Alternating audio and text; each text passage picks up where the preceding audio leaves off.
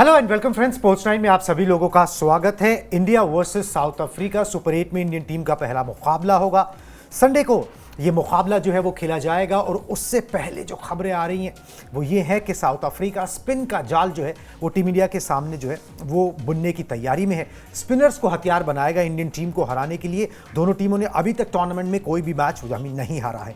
क्या रिकॉर्ड है दोनों टीमों के बीच में वो आपको दिखाएंगे। साथ में प्रैक्टिस सेशन में क्या हुआ, वहां पर मोहम्मद सिराज जो है थोड़े बहुत चोटिल हो गए, खेल पाएंगे नहीं खेल पाएंगे। अभिषेक शर्मा को लेकर कोच ने खुलासा किया है, उस पर चुप्पी तोड़ी है। उनके जो हैट्रिक लगी है शून्य की उसके ऊपर, उससे भी तस्वीर थोड़ी सी साफ होगी। और साथ में पाकिस्तान की भी जो है ना पहला मैच जो सुपर 8 का खेला जाएगा वो पाकिस्तान खेल रही है, वो मैच हो पाएगा या नहीं हो पाएगा इसके ऊपर संशय जो है ना वो बना हुआ है। तो ये सारी चीज़ें आपको इस ब्रॉडकास्ट में मिल जाएंगी, मगर शुरुआत जो प्रैक्टिस सेशन में हुआ उसी से करते हैं। टीम इंडिया के प्रैक्टिस सेशन में क्या हुआ आपको बताते हैं। सुपर 8 के मैच से पहले टीम इंडिया की जो है वो प्रैक्टिस हुई, अभ्यास हुआ, प्रैक्टिस सेशन हुआ। अहमदाबाद के नरेंद्र मोदी स्टेडियम में टीम इंडिया ने अभ्यास किया और जमकर अभ्यास किया। अभ्यास के दौरान मोहम्मद सिराज जो है ना वो चोटिल हो गए। हार्दिक पांड्या ने एक शॉट खेला, स्ट्रेट ड्राइव मारा और सिराज को गेंद लगी। उसके बाद जो है डॉक्टर्स को टीम को बुलाना पड़ गया मैदान पर। उसके बाद हालांकि सिराज खड़े हुए, उन्होंने थोड़ा सा समय मैदान पर बिताया, उसके बाद वो चले गए और फिर दोबारा लौटे नहीं। तो पिछले मैच में तो वो नहीं खेले थे, मगर क्या आप उनको इस मैच में उतारना चाहते थे, नहीं उतारना चाहते थे? आपका एक प्रीमियर फास्ट बॉलर तो है ही, तो उनके ऊपर जो है वो संशय का बादल जो है वो यहाँ पर मंडरा रहे हैं कि भाई वो खेल पाएंगे या नहीं खेल पाएंगे। अच्छी बात या बुरी बात दोनों इसके अंदर ये है कि भाई बुरी बात तो ये है कि आपका 15 में से एक खिलाड़ी जो है वो चोटिल हो सकता है, और अच्छी बात ये है कि वो 11 में नहीं थे और पॉसिबली इस बार भी जब आप उतरते तो 11 में उनका चुनाव जो है वो मुश्किल था। उनको बैकअप के तौर पर ही एक तरीके से रखा गया था। मौका इसलिए मिल गया था कि भाई जसप्रीत बुमराह जो है वो उस तरीके से पूरे फिट नहीं थे, उनको अचानक जो है वो बुखार आ गया था शायद, तो इसलिए वो उस मैच में नहीं खेल पाए थे।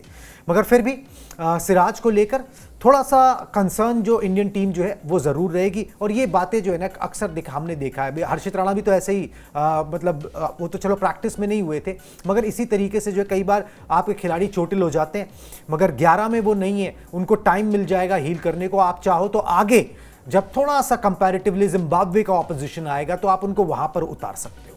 बिल्कुल। और देखिए मतलब एक तरीके से स्क्वाड में तो है, लेकिन हाँ प्लेइंग 11 में आई थिंक मुश्किल है कि यहाँ पर मोहम्मद सिराज को मौका दिया जाए। लेकिन हाँ अगर बहुत ज़्यादा चोट लगी है तो दिक्कतें हो सकती है ना, कि जब चोट लगी उसके बाद भी वो थोड़ी सी प्रैक्टिस करते नजर आए, हालांकि उसके बाद फिर वो मैदान से बाहर चले गए थे। थोड़ा कंसर्न यहाँ पर हो सकता है, क्योंकि अब कैसे विकेट होगी, क्या कुछ वहाँ पर एक तरीके से कहते हैं कॉम्बिनेशन क्या कुछ तराशे जाएंगे, क्योंकि अभी तक जितने भी मैचेस वहाँ पर खेले गए हैं वहाँ पर एक हाई स्कोरिंग मुकाबला हुआ था जो कि अफगानिस्तान और साउथ अफ्रीका के बीच में ही खेला गया था। डबल सुपर ओवर मैदान पर हुआ था और आई थिंक वहां से जिस तरीके से साउथ अफ्रीकी टीम एक तरीके से उनकी अगर हम कॉम्बिनेशन की बात करें तो वो काफी बढ़िया नजर आ रही है। लेकिन हाँ टीम इंडिया के लिए अच्छी बात यह है कि टीम इंडिया भी यहाँ पर जमकर बाकी प्लेयर्स भी पसीना बहाते नजर आए। मोहम्मद सिराज भी उनमें से एक थे, बाकी और भी प्लेयर्स वहां पर दिखाई दिए। तो कहीं ना कहीं एक अच्छा सेशन वहां पर नजर आया, जहां पर गौतम गंभीर भी थे, सूर्य कुमार यादव से बातचीत हो रही थी। तो आई थिंक एक रणनीति होगी कि साउथ अफ्रीका के खिलाफ किस तरीके से आप इस मैदान पर जो है वो एक स्ट्रैटेजी अपना पाएंगे। बिल्कुल जी। और स्ट्रैटेजी तो देखिए, अब जैसा हमने देखा पिछला मैच भी इंडियन टीम ने यहाँ पर खेला था, थोड़ा सा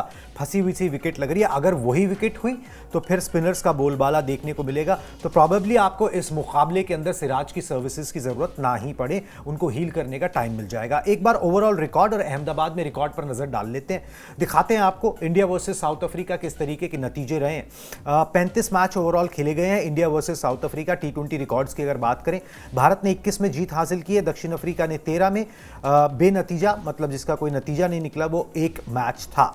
अब भारत वर्सेस दक्षिण अफ्रीका T20 रिकॉर्ड्स अगर अहमदाबाद में स्पेसिफिकली बात करें तो एक मैच खेला गया, भारत ने वो मैच जीता है।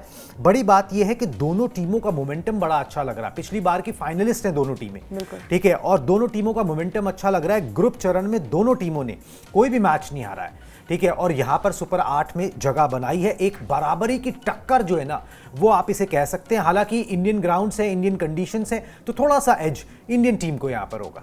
बिल्कुल होगा। और साल 2025 का जो T20 सीरीज का आखिरी मैच खेला गया था, अहमदाबाद में खेला गया था, हाई स्कोरिंग मैच वहां पर था और 400 से ऊपर रन्स भी बने थे, दोनों टीमों ने 200 के पार आंकड़ा छुआ था। तो कहीं ना कहीं एक अच्छा टफ फाइट यहाँ पर देखने को मिल सकती है। और सबसे बड़ी बात है कि डिफेंडिंग चैंपियन टीम इंडिया रही है, फाइनल मुकाबला जो है वो साउथ अफ्रीका से ही वर्ल्ड कप का 2024 में खेला गया था। तो आई थिंक बहुत सारी चीजें जो है वो कॉमन नजर आ रही है। जिस तरीके से अभी हाल फिलहाल के ग्रुप स्टेजेस के मैच आपने देखे, अपने अपने ग्रुप में टेबल टॉपर रही है ये दोनों टीमें, तो एक अच्छा फाइट वहां पर देखने को मिल सकता है। और जो रिकॉर्ड्स कह रहे हैं, भले एक मुकाबला वहां पर खेला गया था लेकिन टफ फाइट वहां पर थी। वहां पर जिस तरीके से गेंदबाजी वरुण चक्रवर्ती ने की थी, तो कहीं ना कहीं वरुण चक्रवर्ती एक ट्रम्प कार्ड यहां पर साबित हो सकते हैं। बल्लेबाजी उस मैच में तिलक ने काफी बढ़िया किया था, स्टार्ट काफी बढ़िया मिल गया था, लेकिन इस मैच में थोड़ी रणनीति बदल सकती है, क्योंकि जिस तरीके से बल्लेबाजी अभी तक हमने देखी है उस तरीके से बल्लेबाजों ने जो है वो एक तरीके से इंप्रेस नहीं किया है। सिर्फ एक या दो बल्लेबाज आपको मैच नहीं जिता सकते, आपको ऊपर से रन बनाने पड़ेंगे, आपको पावर प्ले साझेदारी जो है वो पनपनी एक तरीके से मतलब पनपनी चाहिए। जैसे हमने देखा है कि भाई अगर आपके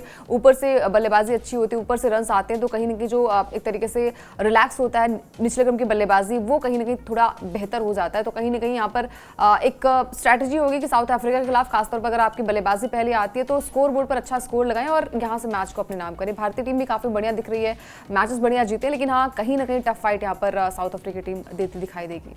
बिल्कुल जी, साउथ अफ्रीकन टीम कितनी टफ फाइट दे सकती है वो हम सब लोग जानते हैं। और अभी साउथ अफ्रीका ने दौरा भी किया था, इंडिया आई थी, तो वहाँ पर भी T20 मैचेस हुए थे, वहाँ पर भी इंडियन टीम जीती ज़रूर थी मगर साउथ अफ्रीका ने फाइट वहाँ पर ज़रूर दी थी।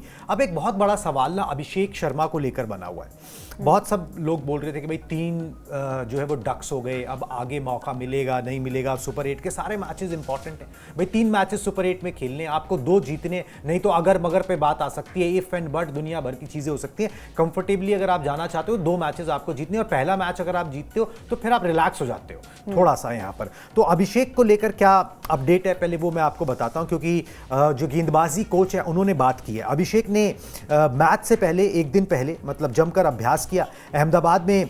अभिषेक ने जो है वो नेट्स में देर तक प्रैक्टिस की, मतलब ये शुक्रवार को उन्होंने अभ्यास किया है और टूर्नामेंट में लगातार 3 बार वो 0 पर आउट हो चुके हैं। नेट्स में बहुत अच्छे नजर आए। गेंदबाजी कोच मौने मौकल ने अभिषेक का बचाव किया और उन्होंने कहा कि टीम मैनेजमेंट का अभिषेक पर भरोसा जो है वो कायम है। एग्जैक्टली क्या बोला मौने मौकल ने, गेंदबाजी कोच है इंडियन टीम के, मैं आपको दिखाता हूं स्क्रीन पर, उसके बाद बात करेंगे। अभिषेक के 3-0 पर ड्रेसिंग रूम में कोई भी चर्चा नहीं हो रही है। वो एक वर्ल्ड क्लास खिलाड़ी हैं और जल्द ही रन बनाएंगे। वो नेट्स में बहुत ही शानदार नजर आ रहे हैं।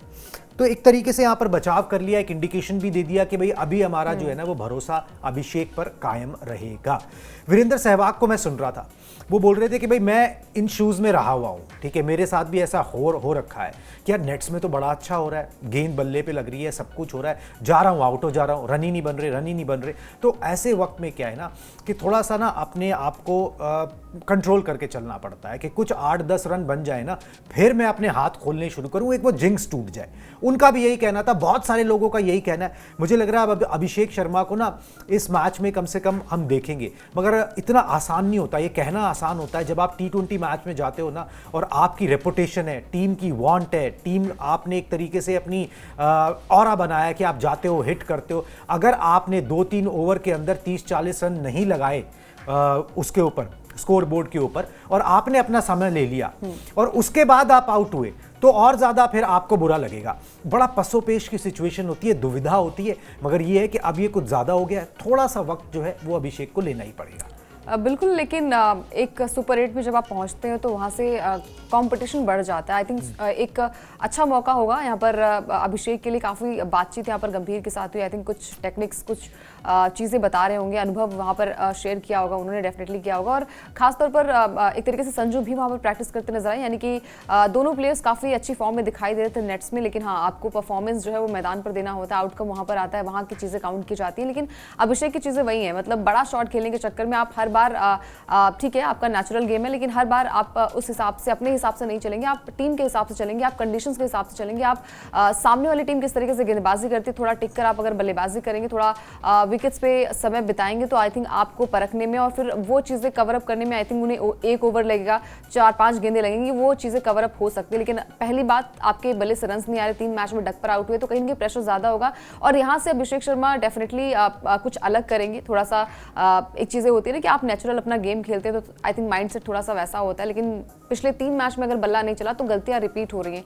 उन गलतियों को आप रिपीट ना करें। और अभी तक जितने भी मैचेस आपने इससे पहले खेले, जिस तरीके से उनका फॉर्म हमने देखा है कि भाई आक्रामकता उनकी बल्लेबाजी में, अटैकिंग अप्रोच उनकी है, लेकिन हाँ वो सोच थोड़ी सी बदलनी पड़ेगी। आप वर्ल्ड कप खेल रहे हैं, आप कोई सीरीज नहीं खेल रहे हैं, आप टूर्नामेंट्स खेल रहे हैं, वहां से आपको जो है वो मैच को बनाना होता है। आप टीम का हिस्सा है। आई थिंक उसके लिए बड़ी बात है आपके लिए कि आपको अपॉर्चुनिटी मिल रही है। आप भले ही डक पर आउट हो रहे हैं पिछले 3 मैचेस में, लेकिन प्रायोरिटीज यही है कि अभिषेक शर्मा को पता है कि वो क्या कुछ कर सकते हैं, वो कैलिबर उनके अंदर है। और आई थिंक अगर उन्हें मौका मिलता है तो इस बार संभल कर बल्लेबाजी उन्हें करनी ही पड़ेगी। बिल्कुल जी, और मौका मिलने की उम्मीद ना पूरी है, जिस तरीके से यहाँ पर बयान मोने मौकल ने दिया है।